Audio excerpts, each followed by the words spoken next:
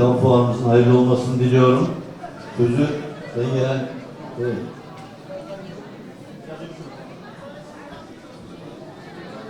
Evet, kitap fuarımız bir kez daha hayırlara vesile olsun inşallah. Ben tekrar kıymetli Genel Başkan Yardımcımıza, kıymetli Bakan Yardımcımıza ve tüm protokole teşekkür ediyorum. Bizleri yalnız bırakmayan Bahçelievler hemşehrilerimize de bir kez daha teşekkür ediyor.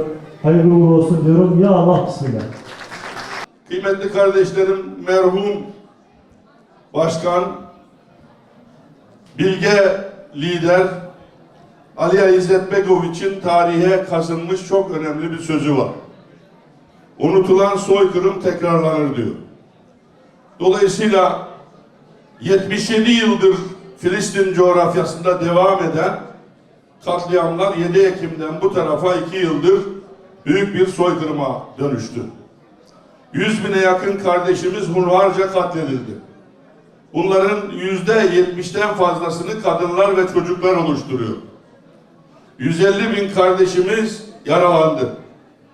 Bütün bir Gazze yerle bir edildi. Neredeyse sağlam hiçbir bina bırakılmadı.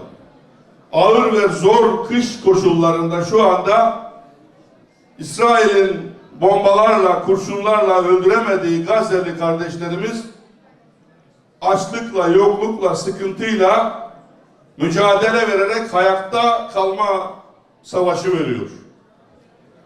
Dolayısıyla ateşkesle birlikte her şeyin bittiğini zannetmeyiz. Zannetmeyeceğiz, düşünmeyeceğiz. Özellikle bu zulmü yapan Siyonist Yahudiler yüzyıllardır insanlığa kendilerinin hep mağdur bir halk olduğu hikayesini anlattılar. Özellikle 2. Dünya Harbi'nden sonra bir soykırım hikayesi üzerinden dünyada kültürü, sanatı, edebiyatı, düşünceyi kullanarak katledilmiş bir halk hikayesini anlattılar. Şehirlerin meydanlarına gittiğinizde yerlerde küçük tabelalar görürsünüz Avrupa'da. Burada bir Yahudinin öldürüldüğüne dair hikaye yazar üstünde. Hiç unutturmadılar ve kendilerini mağdur olarak gösterdiler. Dünyada kendini mağdur olarak gösterip sonra da gelip başkalarının topraklarını işgal ederek o toprakların sahiplerini katleden toplama bir gruptur bugün İsrail'deki Siyonist Yahudiler. Her birine bakın, bugün İsrail'i yönetenlerin %90'ı dünyanın farklı coğrafyalarından gelmiş, oraya yerleşmiş, Filistinlilerin evlerini, barklarını gasp edip işgal etmiş insanlardan oluşur. Ve aynı hikayeyi tekrar anlatmaya çalışıyorlar. Geçtiğimiz günlerde Netanyahu Siyonist lobi ile yaptığı toplantıda dedi ki bugünlerde TikTok'u satın alıyoruz, X'i de alacağız inşallah. Ne demek istiyor? Bu Siyonist Yahudilerin katliamlarını dünyada medya yoluyla sürekli gündeme getirerek anlatanlara karşı onların anlatacakları mecraları ellerinden almamız lazım. Değerli kardeşlerim, mermeri delen damlaların kuvveti değil, sürekliliğidir. Bu soykırımı asla unutturmayacağız. Unutmayacağız ve dünya gündeminden düşürmeyeceğiz. Kitap fuarımız dahil düzenlediğimiz bütün etkinliklerin birinci şıkkı haline getireceğiz. Nerede bir etkinlik yapıyorsak orada bir Gazze köşesi koyacağız.